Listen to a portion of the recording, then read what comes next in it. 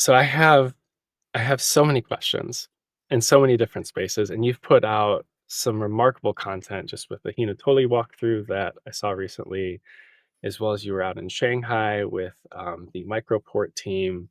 And before we even really dig into build to buys, I want to discuss for someone who might not be aware of all of these different surgical robotics spaces, why different companies choose different strategies to progress a surgical robotic pathway. So for Intuitive, what I know of their origin story is that they started out of like DARPA funding from the military. And then I'm sure they did multiple raises and progressed it and IPO'd. And then you have Medtronic built their own internally, from what understanding. I don't know if they worked with external partnership with Johnson and Johnson. They did a build to buy that was super messy that I lived within. CMR has been their own company. I'm not sure if they've IPO'd or not. I know they're approaching an acquisition. So why do these different models exist to get a company towards a soft tissue robotic solution? So I guess we could start there, and you could wander through Yeah. that to whatever level of depth you feel led. Yeah. No problem.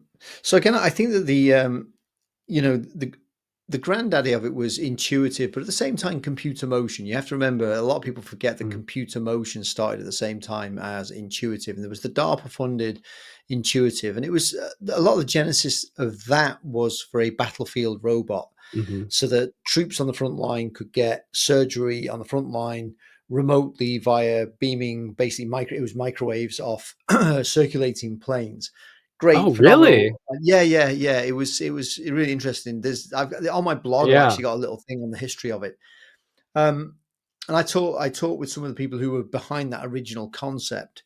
Rick Savata is one of them, people like that. So then they realized that actually most injured servicemen actually get taken back. They get patched up, they get hemostats, and they get taken back to a field hospital. So it wasn't quite that way, but the technology was there.